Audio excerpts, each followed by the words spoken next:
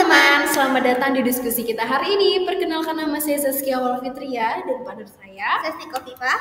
Di sini kami akan membahas topik yang sangat menarik, yaitu hukum agraria. Pengertian agraria sendiri itu mempunyai dua ruang lingkup. Dalam arti sempit, itu adalah hak-hak atas tanah atau pertanian saja, sedangkan yang meluas berarti pasal 1 dan pasal 2 WPA telah mengatur terkait bumi, air, ruang angkasa, dan kekayaan alam yang terkandung di dalamnya. Tentunya di sini kami akan membahas hukum agraria yang berkaitan dengan hak tanah yang ada di Batam. Tahukah kalian bahwa sistem hak tanah di Batam itu berbeda dari wilayah lain di Indonesia loh? Yuk kita bahas kenapa itu bisa terjadi. Sistem hak tanah di Batam memang menarik untuk dibahas karena pengelolaannya berbeda dari daerah lain. Ini semua bermula dari bagaimana Batam ditetapkan sebagai kawasan khusus oleh pemerintah. Sebelum itu, Batam hanyalah sebuah pulau kecil yang dihuni oleh suku Melayu lokal dan komunitas nelayan. Nah, iya, di tahun 1971, pemerintah membentuk Otorita Pengembangan Daerah Industri Pulau Batam, yang pasti sekarang dikenal dengan BP Batam. Otoritas ini diberi hak untuk mengelola seluruh tanah yang ada di Batam melalui hak pengelolaan lahan atau HPL. Jadi, tanah di Batam secara administratif semuanya berada di bawah pengelolaan BP Batam. Makanya, kalau kita bicara soal hak tanah di Batam nih, masyarakat atau investor itu nggak bisa memiliki tanah secara penuh, seperti sertifikat hak milik di tempat lain. Mereka hanya bisa mendapatkan hak pakai, hak guna bangunan, atau hak sewa dengan jangka waktu tertentu.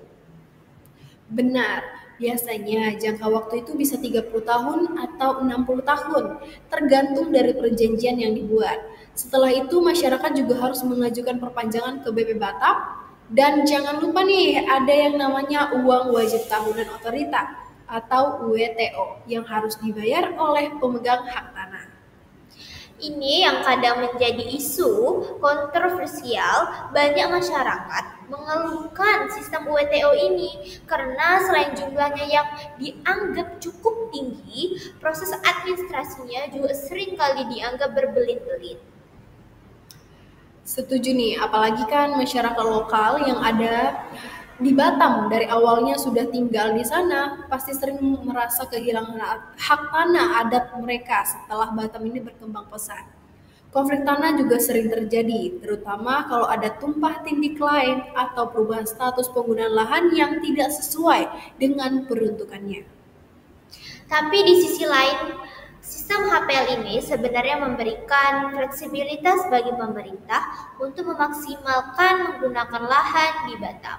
Dengan sistem ini, BP Batam bisa mengalokasikan tanah untuk kebutuhan industri, perumahan, atau komersial sesuai kebutuhan.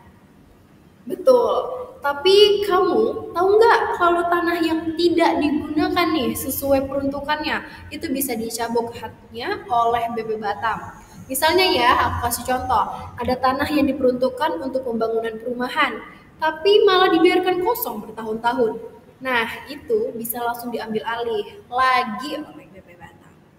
Iya, jadi buat masyarakat atau investor yang ingin menggunakan tanah di Batam nih, mereka harus benar-benar memahami aturan ini. Jangan sampai kehilangan hak atas tanah hanya karena tidak memanfaatkannya.